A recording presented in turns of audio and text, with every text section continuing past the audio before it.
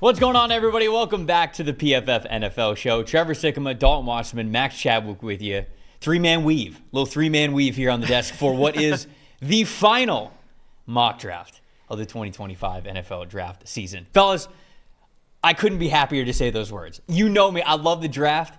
This is my favorite time of year. I can't wait to see what actually happens. But here we do have a lot of information that we get to unload on people for what is our final predictive mock draft for the season. How are we doing? Final for us. You still have one with Connor, and you got to write one tonight, too.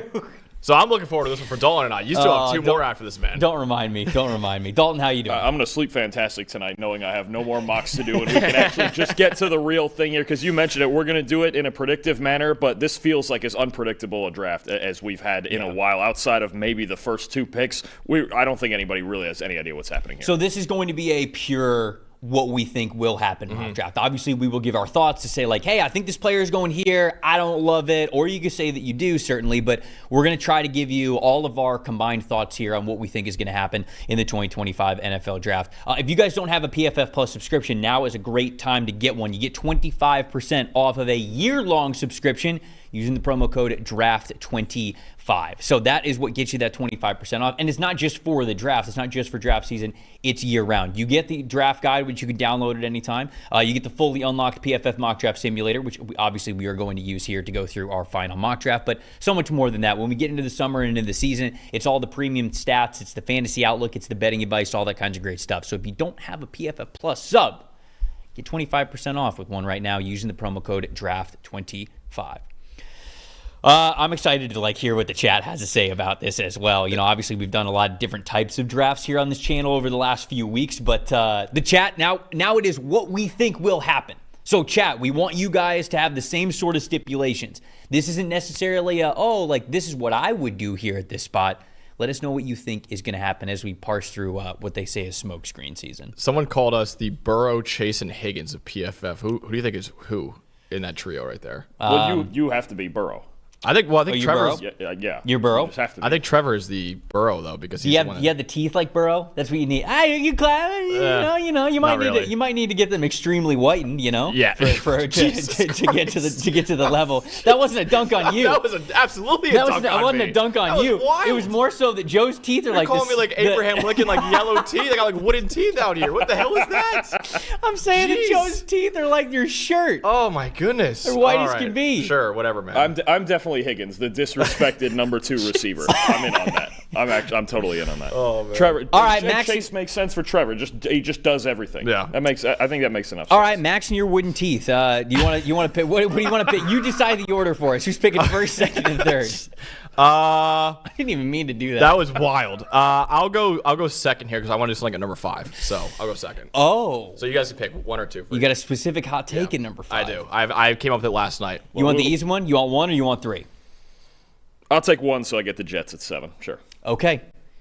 What do you think happens at number 1 overall, Dalton, for the pick that you can basically no longer bet on because the odds are so heavily swayed in one direction that they're not letting you bet on it anymore? I really went first just so I get the first rotation off. Cam Ward, do we need the explanation or just you want to roll with it? We could roll with it. Okay. Cam Ward's number 1 overall. We'll do the whole thing tomorrow. We've talked about this a million times, and obviously we could break it down a lot more when the three of us, as well as the boss man, Chris Collinsworth, who's going to be on the desk here with us for night 1 of the 2025 NFL draft. We'll break down sort of what that means and what Cam Ward could be for the Titans. But here in this predictive mock, it's way too easy to take him here at number 1. I think it's also extremely easy to go number 2. So who do you got, Max? I was just say real quick, what confirmed Cam Ward at 1 for me was the Fortnite stream that he did a week ago. Not even hiding it. Dude, awesome. I love that. Like Traylon Burks and Calvin Ridley, 2 of the top 4 receivers in the NFL. Tyjae Spears, Tony Pollard, 2 of the top 4 running backs in the NFL. Brian Callen's the best coach in the NFL, too. But I mean, he's already an A-plus teammate, Cam Ward. The funny part about that is the type of just fearless swagger that Cam Ward has all the time. There's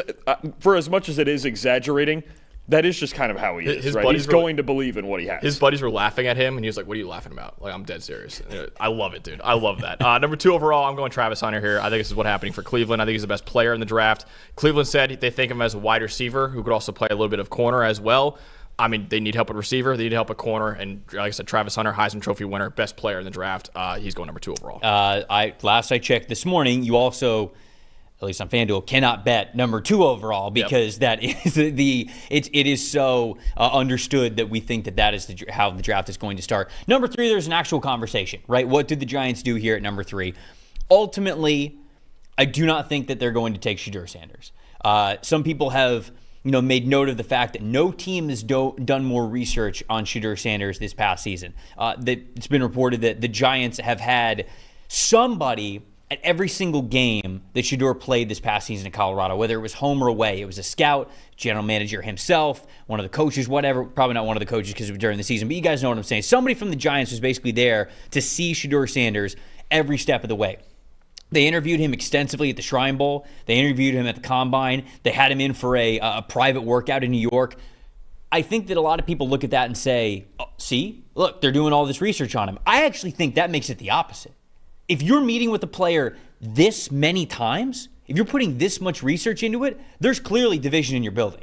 Because if not, then you could have met with him extensively at the Shrine Bowl and been like, there's our guy. We know. We're good to go. You don't need to see him basically any other time. But instead, they've met with him throughout the entire process. I don't know, man. It says more to me that if they're taking Shedeur, it's certainly not at 3. Maybe they trade back up in the first round to draft him, but I don't think it's here at number 3. I also don't think they can trade down from number 3. For as much as we've heard a lot of teams want to trade down in this draft, I don't think the Giants can do it. They've got 2 people in Joe Shane and Brian Daboll who are sort of on the hot seat going into this season. Imagine them passing on Abdul Carter and he gets 11 sacks for whatever team trades up to go get him. Yeah. Imagine he goes to the San Francisco 49ers or the Carolina Panthers and he gets 11 sacks.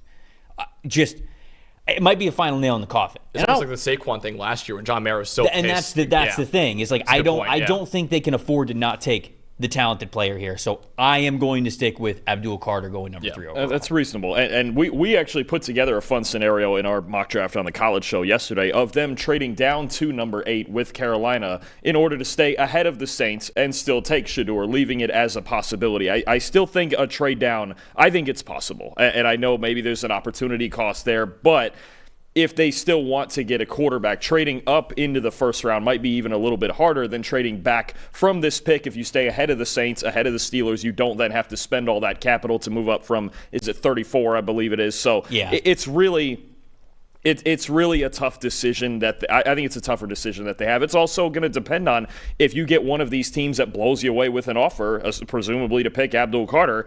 You do have to think about it because this team still has multiple holes that they can fill: offensive line, defensive line, linebacker, maybe even another weapon at tight end and running back. More picks would not hurt them at all, and I don't know that the urgency with Russell Wilson and Jameis Winston in the building, the urgency to take a quarterback isn't that high as like it was a couple of months ago, but I think a trade down is still very much possible here. Michigan owns Ohio State in the chat, says Mike Renner is cooked. What did Mike Renner do? I don't know. Mike Renner is absolutely not cooked right now. No, he's not. Yeah. No, he's cooking. Yeah. This is Mike's season. Shout out Mike Renner here. Jeremiah with the $2 super chat. Appreciate you giving the $2. He said he asked me to do a flip. Well, like off the desk? I can't do a backflip. Do a flip. No, I can't. I'm not that athletic. If you want to see, we need you. We need you. I was gonna say, yeah. If I do a flip, I'm breaking my neck. And it's, I'm not on the draft show, or maybe I am just in a neck brace, like WWE style, where I'm like doing it from a stretcher or something. Maybe that'll help the views. I don't know. Maybe Jeremiah's onto something here. Addison with the $7 super chat. Lifelong Panthers fan from Alberta, Canada. Shout out. Appreciate you getting in the chat with the super chat here. Same hometown as Chuba Hubbard. Wow, nice. All right, love that connection. Legend. LFG Panthers, really unsure about Jalen Walker. We'll get to Jalen Walker when we get to pick number 8 because I think that we're going to have that conversation there. Dalton, okay, you are back on the board here at number 4 with where people say the draft really begins and the New England Patriots. What do you think they are going to do? So I've been thinking about some maybe wild trade down scenarios here because now we've got all these Ashton Ginty rumors, and you think about the Chicago Bears. I even think a little bit about the Dallas Cowboys, and Jerry Jones even said we've got some pretty substantive trade talks going right now. It could be something we work into on draft night, but I think at the end of the day, the most predictable thing we can have here for New England is for them to take their new franchise left tackle, and they've been linked to Will Campbell more than any other team, right? The biggest hole in their team is left tackle. Will Campbell, 3 really good years in the SEC, only given up 2 sacks over the past 2 years. And all of Mike Vrabel's comments, it seems he has been the most effusive in his praise about Will Campbell and his ability to stay at left tackle despite the length questions and everything else we've heard since the combine and through this pre-draft process. So for as much as I do think there might be some wild trade down scenarios here as well, it depends how far for New England, because this run of these first 3 offensive tackles and how soon it happens is going to be really interesting, and I think New England might just want to stay out ahead of that. Will Campbell at number 4. What do you think about this, Max? I like it. This over Membu is really, of course, like the conversation. Yeah, right? and Will Campbell right now on FanDuel is minus 400 to go number 4. Membu's plus 1,400. So Will Campbell's very much the betting favorite to go number 4 overall. And like Dalton said before, Mike Vrabel's comment saying, I do view Will Campbell as a left tackle. They need a left tackle. I think this is probably what they're going to be doing tomorrow night. I also think that they're going to bet on Will Campbell. If it's Armand Membu, it's a hell of a smokescreen, right? Because it just feels as though everybody in the industry thinks that this is going to be Will Campbell, and there's a lot of positive things to say about him. So if it's Armand Membu, again, like I look at the one spot on the offensive line that they have with Morgan Moses there at right tackle, and I wonder if they go like, no, like what? Because if they're drafting Armand Membu, he's got to flip sides anyways, right? So some people, I don't think, are taking that into account enough. Now, it could totally work. We see that all the time in the NFL. Talise Fuanga flipped sides. J.C. Latham switched sides. Joe Alt did. I think he's probably the most successful story over the last couple of years that was able to do that. You know, Tristan Wirfs going from right to left, starting at right, but then he was able to go to left. So it happens. I'm not saying that it can't. It's just one of those things where maybe it is enough, where they go, okay, well, we're either taking a chance on Will Campbell because of the measurables, or we're taking a chance on Membu to switch sides. Perhaps that is enough there for them to just say, yeah, let's take the guy who's played left basically his entire career. He's played left tackle, and he was pretty good in the SEC while doing it. So we have Will Campbell off the board. They're at number 4. Max, you said you wanted the number 2 pick, so you could pick here at number 5. Yes. Jacksonville has been the talk of the town here this week. Adam Schefter saying earlier this week that he heard from a league executive that Jags are a quote-unquote wild card at number 5. For the longest time, it felt like we just penciled in Mason Graham for them here at number 5. But who are you going with in this final prediction? Literally mock? 2 days ago, Dalton and I had Mason Graham going to the Jaguars, and I thought Mason Graham was nearly a lock to go to Jacksonville at number 5 overall, with James Gladson's comments saying, you know, the reason why we didn't sign D tackles for free agency is because we need spots for rookies. And I was like, okay, well, Mason Graham's right there, and he's worth that pick. Adam Schefter, I believe yesterday, reported he does not believe Mason Graham's going to be the pick at number 5 overall. And if you've been looking at the betting odds, he has been dropping recently. Now, Ashton Ginty is the betting favorite right now to go number 5 overall to Jacksonville. I also think this is Blake with the $5 super chat says Broncos trade up to the Jags. That'd be. There's no way the Jags would go all the way down to 20. But we love you, Blake. Thank you for the super chat. Do we can the predictive part and just do the trade anyway?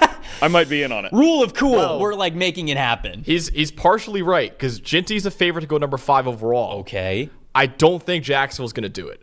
Okay. I think what this might be, because I do not think Ginty gets past 6 to the Raiders. I think the Raiders are going to take him there. I'm with you. I think the Bears get desperate here and move up to get number 5. You think the Bears are going to trade assets to go up and get a running back? Not just draft a running back in the 10, but trade assets. This is the running back, though. I understand. They do have pick 39 and 41. I think Ben Johnson wants to complete the offense here and take Ashton Ginty. That's the theory I came up with last night. I love this. Okay. That's why I wanted 5. Awesome. This is what I think is going to happen. I don't think the Jags are taking Ginty, and I don't think Mason Graham's a pick here. And I do think the Jags have another player in mind they could probably get at number 10 overall. I don't think you're alone here, because I've also seen this as a theory. So we're going to do a trade here. I don't know what it would cost really for the Jags. Let's see. 5 to 10. Draft chart value. Let's do this. Would it off just the take fly. one of those second-round picks? That's what I was thinking about, too. 30, both? 41 probably, right? No, I was going to say 1,700 points down to 1,300. So we got 400 point of a difference. Yeah, you probably just take in one of those second-round picks. You're taking probably just 41. 41. To move down 5 spots. 5 spots. And tell you what, if the Jags did want Mason Graham, it sure sounds like it's at least possible they could get him at 10. It could happen. If not, in Chris's mock draft, it was Walter Nolan that he ended up taking for the Jags. And that's still a pretty good outcome at 10 also if they want a defensive tackle. But all right, it still leaves them options to do really whatever they want. What do you guys think? You think this is going to happen, or you think it's a little outlandish? No. I think it could absolutely be on the table. I think there's a lot of teams that sort of will want to trade up. I go back and forth on what's going to happen on night 1 with the trades, because there's 2 ways that you could look at it, right? You could either look at it and say a lot of teams think a lot of the same things about a lot of players, right? We've talked about how the gap between player 15 and player 50 really isn't that big in this draft. Well, if that's the case, does everybody just believe, hey, we'll be happy with whoever falls to us, it's not a big deal, and no trades are going to happen? Or are teams going to have specific players on the top 10 of their big boards and go, okay, well, we think the other wide receivers are fine, but we think Matthew Golden's incredible, and we would go up for one of Matthew Golden. So they might not be universally loved talent, but for specific teams, if they really believe the guy's the guy, do they think they have to trade up and go get him? Yeah. So I don't know how much of that is going to prevail tomorrow night, because there is a world where, like you said, this isn't just a running back, this is the running back in the class. So do we think that one of the teams, Chicago, goes, I don't care about Travion Henderson or Cam Skattebo or Quinshon Judkins. Like, I want this guy, and they trade up to go get him. I think, like I said before, I think the floor for Ginty is 6. I do not think he gets past number 6 overall at this point. I'd be very surprised if he's on the board number 6 overall in Las Vegas passes him it up. sure sounds like the team that had the worst running back group in the league last year could use an Ashton Ginty. I think the floor is 10. But I think it's unlikely he gets past 6. Sure. You know what I'm saying? So I do agree with you there. If a team wants Ashton Ginty, I do think they're going to have to trade up to Jacksonville to make it happen. So let's do this here. 10-41. Let's make the swap. I think that this is well within the realm of possibility. And if it's not Chicago, maybe it's another team who feels like they want to go up and get Ginty. But Chicago seems like the team most likely to do that. So Ginty, number 5. Yep. Man, which puts the Raiders in an interesting spot here at 6. A lot of really good players here. Tet is here, and I feel like he's on the rise. Membu, maybe? Vindication for us as people who like Tetairoa McMillan. I would be so. Membu is the betting favorite to go 6 right now. Yeah, I mean, Membu is certainly within the conversation there. I think that Mason Graham could be as well. Now that I feel like we do a million mock draft scenarios where he never even gets to them at number 6, and here he does. I'll have Armand Membu. Let's do Membu at 6. I think the debates are going to be pretty heavy between him and Will Campbell about who's going to end up going as the first offensive tackle off the board. With Ginty gone, making the offensive line as good as you possibly can be. I think any cornerback here, Will Johnson or Jahdae Barron, is a little bit of a reach for them. And so, like, let's fortify the offensive line the way that we need to. If they love DJ Glaze, obviously this is not going to be the pick here. You could think about Tetairoa McMillan. You could think about Mason Graham. I just can't get a good feel on how they're really viewing this offensive line as it's currently constructed. So let's just go with the offensive line. John Spytek comes from a background in Tampa Bay where they did a lot of what they needed to do to make sure that offensive line was as good as it needed to be. It wasn't just constructing the offensive line for the Super Bowl either, because you got to think right after that, Ryan Jensen suffers the knee injury and his career is done, like sort of out of nowhere. So you thought you had a couple more years of Ryan Jensen. You don't. He's gone. Ali Marpet sort of retires out of nowhere, and then you lose Alex Kappa in free agency. Now, obviously, Alex Kappa didn't play well when he went to the Bengals in free agency, but you're still losing like 3 starters right there. And you've got Luke Gedeke kind of coming into the fold. He wasn't what he is today.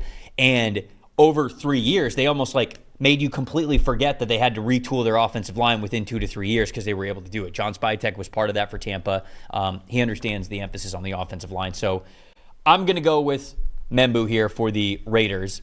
Now you are on the board with your New York Jets at number 7. Yeah, it's an interesting scenario because Membu has also been so tightly tied to the Jets through this entire process, right? So if he is gone ahead of them, then you sort of pivot. But I think Tetairoa McMillan is an option here. It just doesn't feel like Aaron Glenn wants to start out with a wide receiver, right? It just they're filling in with Josh Reynolds. They got Alan Lazard staying on a pay cut. I think Tyler Warren is very much in play here, but I think for me personally, the best football player left on the board, and I think that's where the Jets are going with this, is who is the best football player on the board at this point. And I know, again, they've been locked into Membu, but I think they're a wild card too. I'm going to take Mason Graham, and I'm going to pair him with Quinnen Williams. I just think the Jets, too, last year, one of the biggest problem on defense was the complete collapse of their run defense. Their secondary is obviously still fine with Sauce Gardner. The pass rush, when it's healthy, Jermaine Johnson, Will McDonald, Quinnen Williams, especially when Johnson is healthy, the pass rush will be a lot better. They're really good at linebacker, obviously. I don't think they need somebody like a Jalen Walker or anybody like that.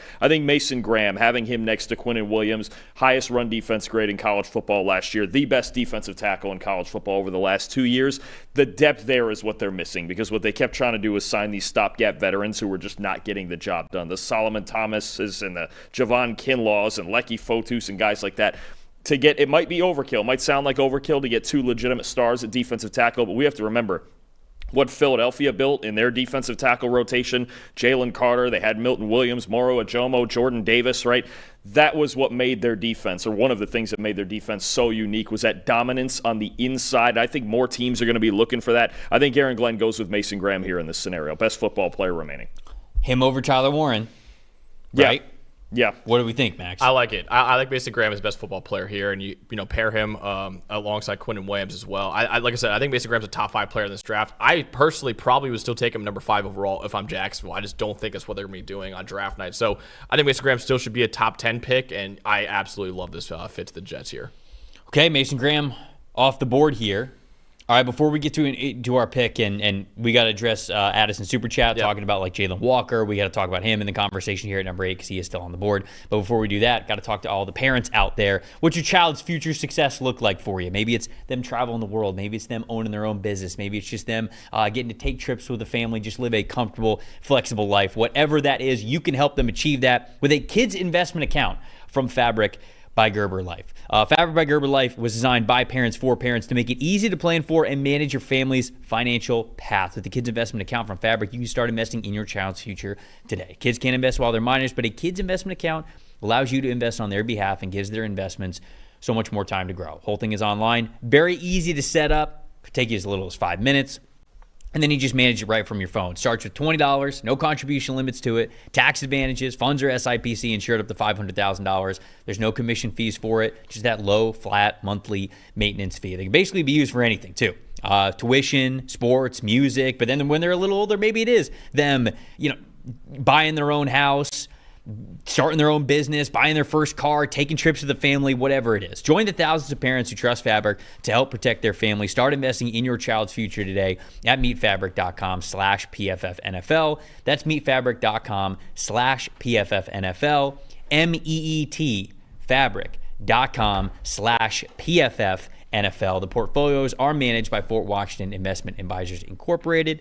Additional services provided by Apex Clearing Corporation. All investing is subject to risk. You can learn more at meetfabric.com. Ultimately, I do think the Carolina Panthers take Jalen Walker here at number 8. Mm-hmm. I think that with the board falling the way that it is, I think Jalen Walker's in play. I think that Shamar Stewart is in play. Do we think Tet's in play? I don't think Tet's in play. I would heavily consider a strategy of take Tet 8th and then just spend the rest of your 8 picks. I think it's 8 more picks they have. Just spend all those on defense. I would really think about Peter that. gave us a $10 super chat here and said Colts trade 1480 and 151 to Carolina to move up to number 8 and take the tight end of their choice. Ballard will then trade back in round 2 to try to recoup those picks. I've thought about this I think if Warren more so is on the board than Loveland, I think they probably believe that Loveland can get to them at 14. I have thought about this because Tyler Warren actually, between the two of them, fits their offense a little bit better if they're trying to get the yards after the catch ability. I actually think that wouldn't be that shocking to see the Colts move up for Warren if he gets by the Jets. I could see that happening. I wonder if Carolina would do this. I wonder if they believe that they will still have the prospect that they... I think Jalen Walker still going to be there? Because I think they're in love with Jalen Walker. Yeah, I think they really like Jalen Walker as well. I also wonder how close they think Jihad Campbell and Jalen Walker are in the linebacker rankings, right? Because if you think it's close, if you'd rather have Jalen Walker, okay, you'd rather have Jalen Walker. But if you think it's close... Do you trade back to 14 because you say one of them will make it to us? Yeah. You mentioned right? Walker as a linebacker, though. Do they view him as a linebacker or an edge player, or which way does that go to? Right. And I'm not sure. And maybe they think that he is just this unicorn type of a defensive chess piece. I don't think I'm going to do this trade. I like the thought process, Peter. I don't think it's impossible. It could certainly be the case. But I'm going to stick with Jalen Walker. I'm going to stick with Jalen Walker here at number 8. What do you guys think? Yeah, I agree. I think it's something that is. You were giving me like a. No, I think it's the most likely. You're holding out inside information. It's the most likely thing that could happen. And I think especially since they are the first team out of all of these that we've heard is really in love with Jalen Walker, and if they feel like that's the fit for their defense, it makes plenty of sense. I do think a trade down would still. I think this is the thing: is teams looking for defensive players in this draft do have a very nice opportunity to trade down, because especially up front and on the defensive line, if you need defensive line help, it's so loaded that moving back almost can't hurt you. Yeah. Am I up now at number 9? I think actually that was my pick at number 8, but I also agree with you, Jalen Walker. Oh, was it yours? I'm so used to doing we're in lockstep there at number 8 I think we all collaborate here for the Saints anyways. So you're up with the Saints. Okay. I just got that's my bad. I'm so used to We've done that before. We've had odds and evens, and for no reason at all, it just flipped, and then we went all over the place. I got a couple of super chats before we get into that. Mr. Ralph 789 with a $2 super chat. We appreciate you. Why isn't it even a conversation that the Pats take Genty? Do you guys think it is a conversation that he could go number 4? I mean, whatever you could support Drake May with as much as possible. They do need running backs. I just think in a deep running back class and how desperate they need O-line and even wide receiver, I would take Will Campbell or Ted McMillan, or I love Kelvin Banks too. I would consider that more than Ashton Genty in 4. That is a moment where the running back depth wins out over the offensive tackle depth, because the drop off, the Pats are picking at 36, I think it is. I believe it's pick 36. The drop off from pick 4 to 36 at tackle is a lot steeper than at running back. Even then, if they wanted a running back at 36, they could get whoever they feel is the third best one in the draft at that point. Somebody in the chat, who was this? Black Fry said, Jalen Walker at 8, no need to trade back. The Panthers already have 9 picks in this draft. And it's true. They have that number 8 overall pick. They have the Rams' second-round pick, third rounder, 2 fourth-rounders, 3 fifth-rounders, and then a 7th-rounder. So depending on what they can get, obviously, if they can get a little bit better, if they can get an extra day 2 pick, they'd probably think about it. But that was probably what it would probably take for them to move back. Tyler with the $5 super chat, we appreciate you. Carolina trade with Miami and then draft Jalen Walker at number 13. So Miami's trading up. But Tyler, you don't have to super chat us again, but who's Miami coming up to get? Kelvin Banks. Banks is on the rise. I think it would lately. be. I think last 24 hours. My first guess would be Kelvin Banks. If not, are you trading up for a corner? I don't know that. I don't think it's necessary. I have no idea what the Dolphins are doing. And have no idea. I believe Jonnu Smith's only on a 1 or 2 year deal. I think Tyler Warren's in play. Okay. I did have a conversation. Really? I did talk to somebody. Actually, our good friend Max Toscano. I was talking to him about this last night. I was like, are the Dolphins a low-key tight end team sneaky too? Tight end team? Because Jonnu Smith, he's a good player, but he's out kind of a gadget second flex, weird after the catch tight end. Like, they don't have a real tight end like a Tyler Warren type player. Maybe that's somebody Mike McDaniel. Jonnu's deal is only like a 1-and-1 really, so you can get out of this contract for 1 year next year. Yeah. All right.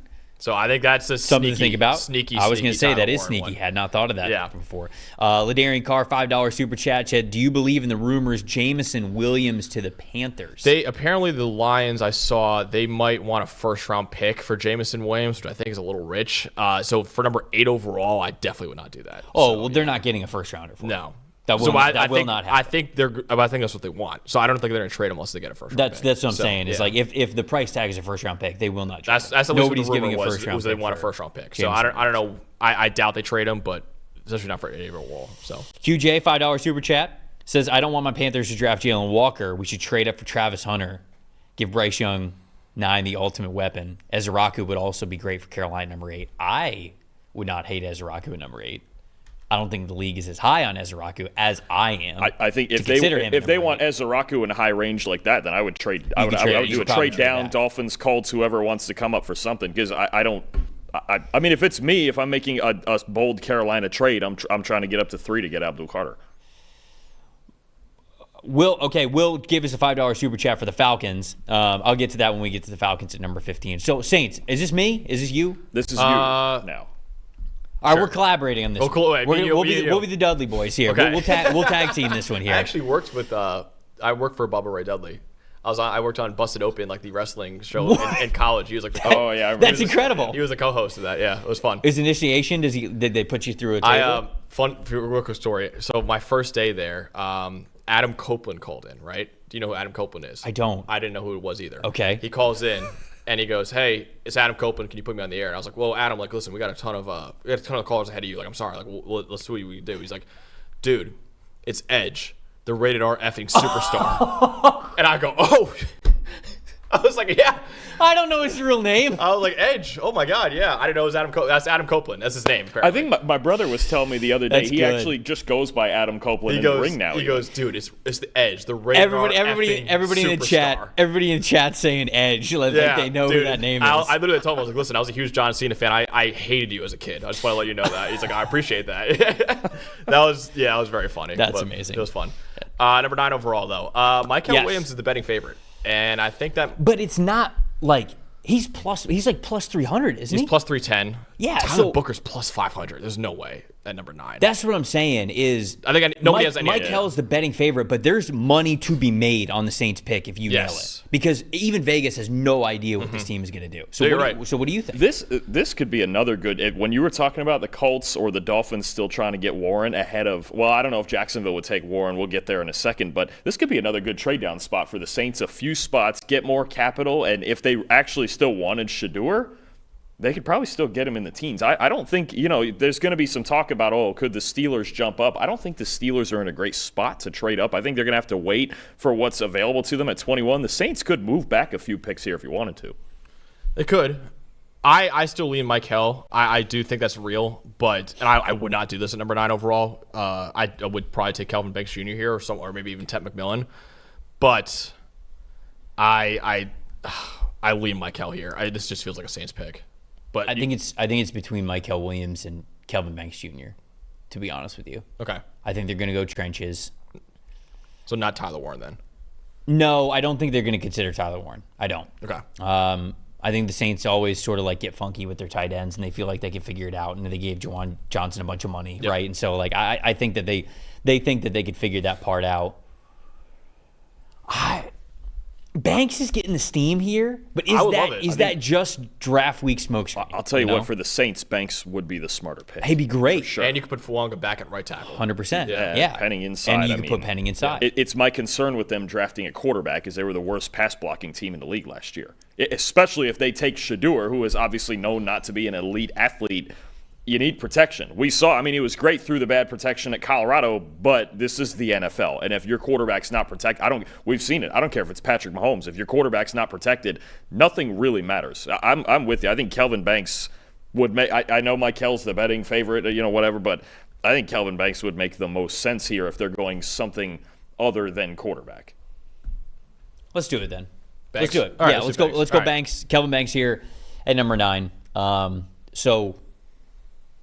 Dalton. So I'm up with Jacksonville. Yes. But did you have thoughts on what you wanted to do with this trade here Oh, on the Jacksonville end of it? Yeah, I could defer if you had It's a collab, Mock. Let's go to a collab. If you had some specific idea. That top guy on the board there is what I think they're looking at. I was going to say the same thing. There's all the rumors. There's all the rumors about him possibly at 5, and that's the first thought when I started hearing these McMillan to Jacksonville rumors was, and I know it's not exactly the same. I get it, but Liam Cohen must have loved having a quarterback and throwing the ball to Mike Evans. 6'5", jump balls, gets open vertically, just opens up everything for your offense. The closest thing in this draft to that is Teterow McMillan and all the freaky things he can do down the field. And look, Trevor Lawrence, he's got the rifle. He's a vertical passer. I think this is the fun part of adjusting Brian Thomas Jr. into this role last year that we did not expect as more of the Z receiver, as the guy who could make plays after the catch. He showed us so much more versatility last year than he showed at LSU, that if he can handle that Z role and flex all over the formation, well, then I can draft a guy like Tet to complement him. Whereas at this time last year, if you told me this team is going to have Brian Thomas Jr. and Teterow McMillan, I would have been like, this offense is stiff. It's stiff. But now that he's got Thomas kind of more in the Chris Godwin role, and Tet would be the true X in the Mike Evans role, this makes a lot more sense. I'm going to go with it. Teterow McMillan with Jacksonville at 10. They get an extra second-round pick. And also, I could have easily talked about defensive tackle here. Let's say Walter Nolan, or who knows if it would be Kenneth Grant or how high they are on those guys. But now you look at Jacksonville, and we look at after this trade, right, making Where am I here? They were making. They have 41. They have 41. They have a boatload of picks all of a sudden that you're talking about. In a deep D tackle and edge class, yeah. So look, with this trade, they're picking 36, 41, 70, 88, 107. Yeah. There's a boatload. I mean, if they went with one of those second-round picks and took Tyleik Williams, right, no issue there. Yeah. But there's I think, I don't want to say a drop-off from receiver, but because they're still good players, but I still think Ted is definitely the next best receiver here and more valuable than any of the other defensive tackles you get at 10. One of the biggest reasons why Liam Cohen was hired was to help Trevor Lawrence become the quarterback we thought he could be out of Clemson. For sure. And I think getting a guy like Ted or McMillan or more offensive line help too, that's where he's going to be focusing a lot of his attention, I believe. So I think that's why I kind of leaning Ted or McMillan right now more than Mason Graham. I think Ted's an option for them at 5. Yeah. Right. So, I mean, to trade back and get the player that you would have drafted at 5 makes a lot of sense, right? It's like what Arizona did when they got Paris Campbell in Monty Ossenfort's first draft. They were picking 3 overall. I think they traded to, 12, and then they popped back into the top 10 at number 6. Yeah. Yep. And they got Paris Campbell, and what they did is they wheel and dealed a little bit here. They picked the player that they would have picked at number 3. They just picked him at number 6 and got extra draft capital out of it. Those are the teams that really win the NFL draft. Is of course you got to nail the players, but it's also a little mini game in and of itself because you want to make sure that you got plenty of darts to throw at the dartboard. So the San Francisco 49ers up and now at number 11. Yes, I believe it's This me. is you. I think the 49ers, their biggest need actually comes along the defensive line. I think outside of Nick Bosa, they don't have a lot of talent on the D line right now. So I'm going to go with either a D tackle or edge here. I'm leaning Michael Williams, but there's a few guys. I mean, Shamar Stewart, I think, is absolutely an option here for them as well. I think I'm going to go with Michael Williams, but I could see them going with Walter Nolan. I could see them going with Kenneth Grant. I think any defensive lineman is in play here, but I'm going to go with Michael Williams here. I think he's probably going to go the highest out of anyone. You said the 3 names that jump out at me for San Fran if they're going D-line. Williams, Stewart, Nolan. Yeah. I think it would be one of those 3 guys. As Stewart and Williams as more of the classically built 4-3 defensive end that Robert Saleh likes, and you have the Michael Williams comp as Jermaine Johnson, who the Jets traded up for back into the first round to get for Robert Saleh and Jeff Ulbrich in that defense. So I think those are the 3 guys. They're going to want size. And more than anything, all 3 of those guys are 3 of the best run stoppers in this class. That's really what San Fran needs to complement Nick Bosa. All right, Michael Williams, it is at number 11. I think Will Johnson's also a potential target because I think he does fit Robert Saleh's defense as well, but I think Michael Williams is probably where we're leaning. Okay. Number 12, the Dallas Cowboys. No Tetro McMillan on the board. If he was here, I think that would be an easy pick for them. Genty would be as well, but he's not going to make it to 12. This one comes down to Matthew Golden for me, or Tyler Warren is still here. That's very interesting. There are rumors. There's a lot of rumors that we could see Emeka Egbuka go sneaky this high too. 60% of mock sim users are taking a receiver for the Cowboys. Yeah, and I think that's what which by the way, you guys can run a mock yourself if you want to over at pff.com. 25% off. And you get 25% off to get the fully unlocked PFF Mock Draft Simulator if you don't have a subscription and you use the promo code DRAFT25. Good plug there, Dalton. I think Matthew Golden, I'm going to be honest with you, I think it's Matthew Golden or I think it's Tyler Booker. It's one of those 2 players. I think I would lean Matthew Golden. I would roll with the mock sim users. The 60% of a lot of mock sim users that are going receiver, and Matt Golden is second behind McMillan in those rankings. Yeah, that's why I think it's between one of those 2 guys. Tyler Booker at 12 is something. The league's higher on him than we are. Yes, but even 12 has to be high, considering what he's shown us with the athleticism or lack of athleticism. I could see it later in the first round, starting at maybe 25 with Houston, and maybe slightly higher than that. I think it starts a lot earlier than that. That's your call. I think it's probably a receiver here. Everything says, all the smoke says receiver for the Cowboys. We'll go Matthew Golden. We'll do Golden. We'll listen to the people. People, what'd you say? Over 60% of mock draft users are taking a wide receiver. It's either Ted or Matthew Golden. I do think that Jerry would love to make a splash, right? And I think Jerry's itching for it because, what was it, yesterday maybe? He was like, we were working the phones real hard to come up with some big trades. Like, okay, Jerry, as if every team in the NFL isn't setting up potential trades right now. He just wanted to make sure the whole world knew the Cowboys were a team that was, interested in maybe moving up or moving back. So it just feels like he wants to make a splash here in this draft. I think it's Matthew Golden as well. I will say Nick Harris put out a great tweet. He's a Dallas Cowboys reporter. the Cowboys wide receivers coach is Junior Adams. He was at Washington when Igbuka was coming out of high school in the state of Washington. He recruited Emeka Igbuka a few years ago, and apparently they stayed in touch all 4 years while Igbuka was in college. And also Adams coached Igbuka's high school receivers coach at Eastern Washington as well. So there's a lot of connections between. I don't know if the wide receivers coach will be enough to take Igbuka this high, but there are a lot of connections between Igbuka and Dallas right now. You're out here telling me that we already clicked the button. I know. I'm just saying. I think it's still Golden. I still think it's going to be Matthew Golden, but I will say Emeka Igbuka I think is on the board. You know, I love all the connection conspiracies.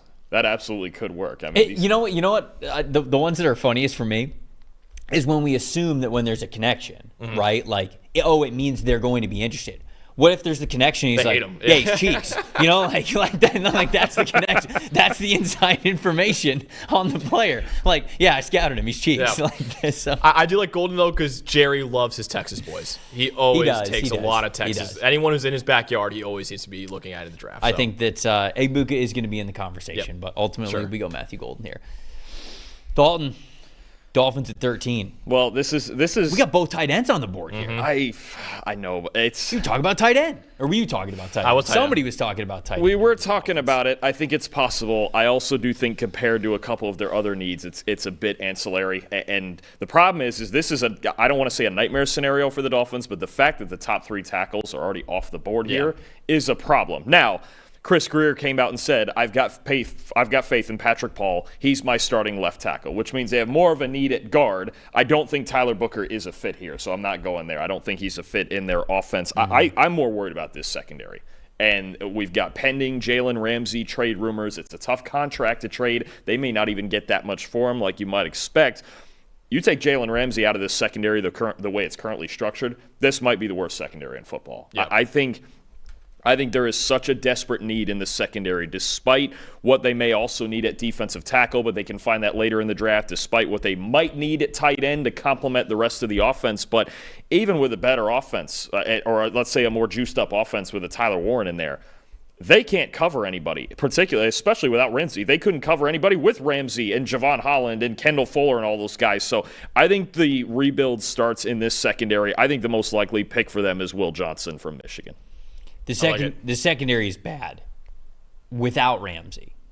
I guess I should say with Ramsey, I think the secondary is bad. Yep. Without him, you almost have no choice. What do you think, Max? Yeah, I think they need help in that secondary. I mean, Javon Holland is gone now as well. So, I think Will Johnson would be the perfect Jalen Ramsey replacement in that defense. And, all of a sudden, corner and even safety is all of a sudden a huge need for Miami. So, nightmare scenario for Miami at 13 all the tackles on the board. This is a dream scenario for Indianapolis. Truly. At number 14 overall, I'm taking Tyler Warren and not even thinking twice about it. I think Tyler Warren fits that offense really well. I think obviously Shane Steichen wants to give Anthony Richardson as many weapons as possible, and if you give him Tyler Warren, there are zero excuses next year for Anthony Richardson. So it's now or never for him, and I think you got a pretty good old line there. Tyler Warren's there, Michael Pittman Jr.'s there, you got Josh Downs there as well, A.D. Mitchell is there too. I mean, what else could you want for Anthony Richardson? So I think Tyler Warren, this is a dream scenario at 14 for Indy. Will Johnson. Will Johnson to in the Miami Dolphins, we had yeah. before that. Yeah. Producers just yelled at us who was the pick for the Dolphins, so we went with Will Johnson there. Tyler Warren, Colson Loveland. We've heard some love, full pun intended, I guess, for Loveland to potentially be that tight end 1 in this class. That some teams in the NFL will have him as their top tight end on the board. Do you think that that's crazy? Could you see it for certain situations? And what do you think about here with Indianapolis? I think in certain situations, I don't think, look, they're not that far apart because Loveland is such a great route runner and can do so many things, especially on the outside for you. So I think, look, if a team had Colson Loveland number 1 and they felt like that's the type of player they need, more of that Travis Kelce, TJ Hawkinson type of route runner, I could see it. I don't think they're that far apart as far as the talent level. Loveland's fantastic and played through a shoulder injury all year. I do think for the Colts, Tyler Warren is tight end 1. I think the ability to work after the catch and the possibilities you have with Shane Steichen using those tight ends like he used to use with Dallas Goedert in Philadelphia, using those tight ends in the RPO game and just get the ball in Tyler Warren's hands any which way you want to. I think Warren fits the Colts a little bit better, but I don't think it's crazy to think, okay, some people say Loveland is better than Warren. They're both extremely talented players, and this is the first time, if these two go in the first round, I think it's the first time we've got 2 first-round tight ends since 2018 or 19. It's been a few years since we had 2 first-round tight ends. Raul just gave a $5 super chat. Said the Colts trade back with Cincinnati, get Trey Hendrickson, and draft Warren at 17. You're going to need a lot more than a three-pick swap to get it would still take Trey Hendrickson. Probably a next second year's round. first-round pick to get Trey Hendrickson. Yeah. I don't think they're giving up on Trey Hendrickson for similar to what we just talked about with Jameson Williams. Like, I think the Bengals' price is the Bengals' price. Yeah. They're very content with letting Trey Hendrickson play this entire year and then trying to figure out the contract a little bit later. Right. They franchise tag him next year, Yeah. right? I mean, like, I don't think they're moving on from Trey Hendrickson from anything less than what the value is for a player who was top 5, top 3 in so many pass rushing metrics last year. Led the league in sacks last year. Yeah, right? they're not moving on from him for anything less than, in my opinion, like a pure first round pick and then maybe some. Yeah. Like maybe you do a pick swap like this and you go give us next year's first as well. Yeah. That's the only way that I think that would happen. I'd be surprised if it was not a first round pick plus a little bit more than that too. So yeah. Falcons could go a lot of different directions here at number 15. Before we get to that, though, got to talk to everybody about the staple of a great outfit, and that's a hat. We got a melon hat right here on the table, and these are my favorite hats. These are the best hats, in my opinion. They are built to last 5 times longer than your average hat, and they're the perfect blend of comfort and structure. Sometimes you pick up a hat, you go, oh, okay, like this feels really good. This feels like it's going to be built to last, but then it's not very comfortable. Other times you go, okay, this is very lightweight. I like wearing this hat. I think it is pretty comfortable, but it's super flimsy. You know, it's not going to last very long. Melon's a perfect combination of both. They really are. They're great hats. They got a lot of different collections as well for certain types of activities. You got the thermal collection, which will help keep you warm during the winter. The hydro collection, so if you're in the beach, if you're working out, if you're jumping in the pool or the lake or something like that, these are great for those types of situations coming up here in the summer. But fact of the matter is, these hats are going to last you a long time. They're extremely durable. I got a melon hat, man. What was this, like 7-8 months ago? It looks like I just took it out of the box. It really does. So they've no sweat stains as well, no smell on them, and like I said, it looks just like I took it out of the box the other day. The type of hat that you're going to get a lot of compliments on as well. You can wear it in all situations. I told you a couple of different seasons in which they're good for, but also, hanging out with your friends, date night, whatever it is, you just throw in a hat if you didn't do your hair, whatever. These hats got you. If you're looking for the world's most durable hat, look no further. Go to Melin, MELIN.com, and you can put these hats to the test for yourself. Falcons at 15 could go a lot of different directions. Obviously, they're a team that is not afraid to zig when everyone else thinks they're going to zag, drafting Michael Penix Jr. last year at number 8 overall. I don't think we're getting that much of a shock this year. I would go Mike Green here if I'm predicting this. I think that they would go Mike Green. I think I've gone back and forth on it. What are you laughing at? Just the chat is roasting you for saying, the Melon hat's great, but where are the NFL SC hats right now? I'm jumping through legal hoops. Making sure that I can actually legally sell those hats to you guys. I didn't realize it was going to be that big of a process, but that's where we're at right now. That's great. It will happen after the draft, I promise you guys, but we just got to make sure that, the IRS knows who we are before we do it, I guess. I'm just trying to sell some people some hats. Yeah. Now we got to get the government involved, Nah. Big brother. Whole thing. I'd go with Mike Green. Big hat, yeah. Mike Green, I like Mike Green, number 15 overall. They have a lot of guys in the defensive line that they're hoping bounce back. Brandon Dorlus was injured a lot last year. Braylon Trice tore his ACL. So they're hoping that those guys can step up, but none of them, in my opinion, are even Mike Green, right? So even with Mike Green there, you feel good about a young defensive line that you're hopefully turning the page towards. So even though they've got cornerback and secondary needs, there's some guys to think about here. I think the Falcons would take Mike Green in this situation. They need the guy, and he could be the guy for their pass rush, right? We have to remember in free agency, with Kirk Cousins' contract still in the books, they didn't have a ton of flexibility to go and add one of the premier pass rushers. All they got was Leonard Floyd out of it, and that doesn't significantly upgrade their pass rush that was the second worst in football last year behind Carolina. So, I'm in on this. I think there's different directions they could go. Edge rusher, Jihad Campbell, corner, maybe somebody like Jahdae Barron, maybe Malachi Starks, even to go with Jesse Bates at safe. There's a lot of different directions the Falcons could go beyond just the wild card scenario like they gave us last year. But I'm with you. I think Mike Green is an extremely sensible pick here, Falcons have not taken a first-round D lineman since Tack McKinley in 2017. Didn't work great for them. No, and then the lowest graded group of edges in the NFL last year. That's why I think they've had like one of the lowest graded group of edges for I believe 5 straight years now. I believe bottom 6 in 5 straight years. So Yeah, Mike Green absolutely is a pick I can see making. Jeff gave us a $5 super chat that I missed until right now. Appreciate you, Jeff. Said, I can see how the board is playing out. Dallas won't take linebacker at number 12. We talked about Jahad Campbell being a potential option for them there. We didn't have them take Jahad Campbell, obviously. He says Matthew Golden, Simmons, Nolan, Egbuka, or trade down. Something like that. So if one of those guys is on the board, or he thinks that a collection of them could be on the board, Dallas could potentially trade down.